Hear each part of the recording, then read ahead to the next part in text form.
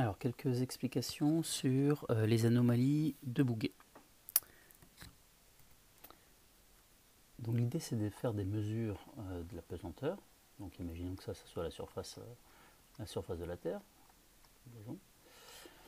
Et du coup on fait ça avec un gravimètre qui nous permet d'obtenir le G. On va du coup avoir un G qu'on va pouvoir qualifier de G mesuré. On va ensuite comparer ce G à un G théorique. Le G théorique, ça va être le G qui correspond au modèle de la Terre, et ça reste un modèle, le modèle de l'ellipsoïde de référence qui est ici. Ce modèle va donc nous permettre de calculer mathématiquement un G qui va être un G théorique, donc lié à cette ellipsoïde de référence, appelée aussi ellipsoïde de Clairaut. Si la Terre est bien homogène, je veux dire sur un axe qui part, on va dire, de la surface jusqu'au rayon en tout point, à ce moment-là, le G théorique et le G mesuré seront égaux. On va du coup faire la différence entre les deux, donc du G mesuré moins le G théorique, et ainsi on a ce qu'on appelle une anomalie. Une anomalie ici gravimétrique, puisque c'est cette pesanteur là qui est mesurée ou alors calculée. Si en réalité la Terre ne correspond pas véritablement à cette ellipsoïde, à ce moment-là on peut potentiellement avoir des anomalies. Imaginez une Terre qui serait la même que celle qui est représentée ici sur l'ellipsoïde, mais avec, imaginons ici, une zone particulièrement peu dense, une zone, je sais pas, plus chaude, une histoire de panache mantélique qui remonterait ou quelque chose comme ça. Et bien à ce moment-là, à cet endroit-là, le G théorique, va être supérieur au G mesuré, puisque le G mesuré va prendre en compte évidemment cette masse moins dense, et du coup on aura un G qui sera plus faible, en lien avec l'attraction universelle qui va dépendre de la masse des deux objets attirés. En effet, on peut écrire que G, si là je ne parle que de pesanteur, va être égal à la constante ici, à G fois du coup la masse, sur du coup le rayon au carré. Donc le rayon de la Terre si on est en surface. Rayon et qui varie en fonction de la latitude. Alors en réalité, à ça, si on veut vraiment la pesanteur, et non pas juste, là en réalité là c'est la gravité, il faut rajouter l'effet de l'accélération centrifuge, puisque la Terre tourne.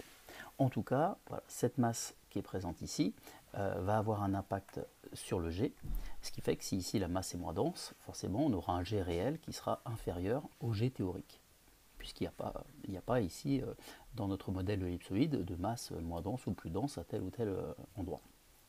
Alors une autre possibilité, c'est qu'on ait du coup en fait une surface topographique qui ne correspond pas à celle de l'ellipsoïde, parce que la Terre en termes de forme ne correspond pas à un ellipsoïde parfait. Donc si on prend par exemple ici donc ce qui correspondrait à l'ellipsoïde, et qu'on a en réalité quelque chose qui ressemble plutôt à ça, à ce moment-là, vous voyez ici la surface topographique qui est représentée, je mets topo G, représentée ici en violet, ne correspond pas à l'ellipsoïde. Forcément, ça peut avoir un impact ici sur la gravité. D'autant plus, sur la pesanteur, pardon. D'autant plus, enfin, la gravité aussi, mais du coup aussi sur la pesanteur. D'autant plus si on est amené à faire notre mesure directement ici sur ce petit massif montagneux. On va du coup mesurer ici un G, mais qui ne va pas du coup forcément correspondre à celui de l'ellipsoïde, puisque celui de l'ellipsoïde, il est lui calculé du coup ici. Donc, il y a plusieurs choses qu'on peut prendre en compte ici, plusieurs différences entre les deux. Il y a une première différence qui correspond du coup juste à l'état de l'altitude, parce que là, ici, je suis plus haut qu'ici. Donc il y a une variation ici d'altitude qui va impacter du coup ma gravité, donc ma pesanteur, puisque ce R carré là devient dans ce cas-là R plus H au carré. Ce qui va amener du coup à une gravité, donc une pesanteur plus faible. Il y a aussi une deuxième différence, donc il y avait une différence altitude, Et la deuxième différence, c'est lié cette fois-ci à la masse qui est ici. Une masse du coup supplémentaire qui n'est pas visiblement prévue par le modèle puisque la surface de mon ellipsoïde est inférieure. Donc une différence liée à la masse des terrains au-dessus de l'ellipsoïde. Dans l'histoire du calcul de l'anomalie de Bouguer, du coup, eh bien, on va prendre en compte ces deux différences et on va les corriger. On a toujours notre G que l'on va mesurer, mais on va faire des corrections mathématiques pour du coup corriger l'effet de ces deux différences. Donc on va faire une correction d'altitude et puis une correction qui correspond à la masse de terrain, correction qu'on appelle la correction de plateau. En réalité, on fait aussi potentiellement une troisième correction, correction topographique, si on a des gros massifs aux alentours qui vont aussi impacter notre G car exercer une attraction sur notre gravimètre. Je vais noter que les deux là qui sont voilà, celles qui m'intéressent ici. Du coup, si je reprends, normalement mon ellipsoïde, le modèle c'est quelque chose comme ça, avec un certain G, d'accord, qui a une certaine valeur ici, j'ai mesuré.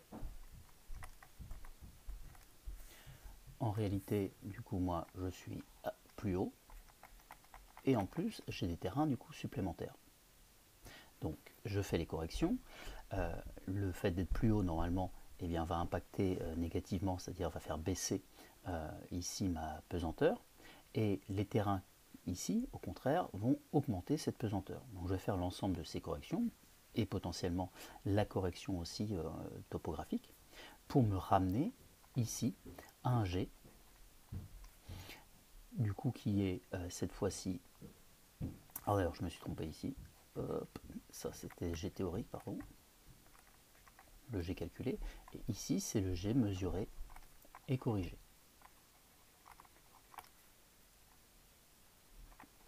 Si les deux sont égaux, à ce moment-là je n'ai pas d'anomalie, et donc j'avais bien juste certes des terrains au-dessus qui étaient plus hauts, j'avais pris ma mesure aussi à une altitude qui était plus importante, mais au final, l'ensemble en tout cas des terrains qui sont là, ce qu'il y a ici et ce qu'il y a ici, du coup, jusqu'au centre de la Terre, c'est la même chose.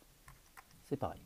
Donc, hormis cet aspect-là, le reste correspond bien, ce qui est en dessous correspond bien à mon modèle de l'ellipsoïde de référence. Par contre, si ce n'est pas le cas, si je vais avoir une différence entre mon G théorique et mon G mesuré corrigé, à ce moment-là, je vais avoir une anomalie dite de Bouguer. Donc anomalie Bouguer. Bouguer. Imaginons du coup que cette différence soit positive. Ça veut dire que j'ai un G mesuré et corrigé qui est en réalité plus grand que mon G théorique. Donc ça veut dire que ce que j'ai ici, je vais reprendre ma couleur noire, ce que j'ai ici par rapport à ce que j'ai là, il y a ici une masse supplémentaire. Alors c'est pas une histoire d'altitude, parce que je me suis ramené, je suis maintenant à la même altitude, j'ai fait dans ma correction la correction d'altitude qui est ici. Du coup, si j'ai une masse supplémentaire qui est ici, et qui ne peut pas être liée à la masse supplémentaire qui était là, puisque cet excès de masse qui était ici, il a été corrigé. Donc ça m'indique, si j'ai une anomalie de Bouguer positive, qu'en profondeur, d'accord, c'est-à-dire sous mon plateau ici sur lequel j'ai fait ma mesure, eh bien j'ai ici un excès de masse. Excès de masse, et du coup forcément en profondeur. Ça ne peut pas être l'effet de masse lié du coup à ce plateau, lié à cette masse supplémentaire, puisque lui, je l'ai corrigé. Inversement, si mon anomalie est négative, de la même façon, elle ne peut pas être liée à ce qu'il y a en surface, à ma différence entre mon modèle de l'ellipsoïde de référence et la réalité, puisque je l'ai corrigé. Et donc, si j'ai un déficit de masse ici, enfin en tout cas une pesanteur qui est plus faible, eh bien ça implique un déficit de masse qui alors, lui, sera présent en profondeur. Alors est-ce qu'il est là, est-ce qu'il est là, est-ce qu'il est là, ça on n'en sait rien. Mais en tout cas, on sait juste que c'est en dessous de ce que l'on a corrigé. Et donc ici, déficit de masse, toujours en profondeur. Donc ce qui est intéressant dans cette situation, c'est que ça me permet d'avoir des informations sur ce qu'il y a en profondeur, donc est-ce qu'il y a des excès ou des déficits de masse par rapport à mon modèle. Typiquement, du coup, ce qu'on peut repérer avec ça, c'est la présence de racines crustales. Si j'ai par exemple du coup une chaîne de montagne comme ça, imaginons juste une surface, un relief positif qui est ici, qui correspond à un excès de masse, je l'ai corrigé. Si derrière j'ai une anomalie de Bouguer négative, eh bien ça va me révéler la présence ici de cette racine crustale qui correspond à un déficit de masse. Déficit de masse puisque dans la situation ici qu'on pourrait qualifier, qui correspond à celle à peu près de l'ellipsoïde, j'ai ici une densité de 2,7, ici une densité de 3,3, et en lien avec la racine crustale, eh bien cette racine, cette zone supplémentaire qui est ici, correspond à une densité de 2,7 par rapport à 3,3, donc c'est bien un déficit de masse par rapport à ce que j'ai à côté. On pourrait le calculer d'ailleurs en calculant la pression liée aux différentes portions que l'on a là, sans prendre en compte celle-là qui a été du coup, cet excès de masse a été corrigé. Et inversement, si on a un creux topographique comme ça, dans cette situation, imaginons ici où j'ai juste un creux qui n'est pas compensé, je le repérerai d'ailleurs avec l'anomalie à l'air libre comme étant une anomalie négative, mais en profondeur, par rapport à mon ellipsoïde, il ne se passe rien, je n'ai pas de différence, donc là mon anomalie AB, anomalie de Bouguer, elle sera nulle. Par contre, si cette dépression du coup est associée à une remontée, alors ça dépend si on parle uniquement de la croûte ou si on parle à l'échelle de la lithosphère, mais à une remontée ici, on va dire du manteau de façon générale, et bien à ce moment-là, ce déficit, j'ai un déficit de masse ici, j'ai ici du coup un excès de masse toujours parce que mon manteau est plus dense que ma croûte, et à ce moment-là, dans l'anomalie à l'air libre, qui va juste corriger l'altitude, va me trouver une anomalie du coup, si je mets AL pour anomalie à l'air libre de 0. Par contre, l'anomalie de Bouguer, qui corrige du coup cet effet-là, va me révéler la présence ici de cet excès de masse et j'aurai une anomalie de Bouguer qui sera, elle, positive. Donc voilà.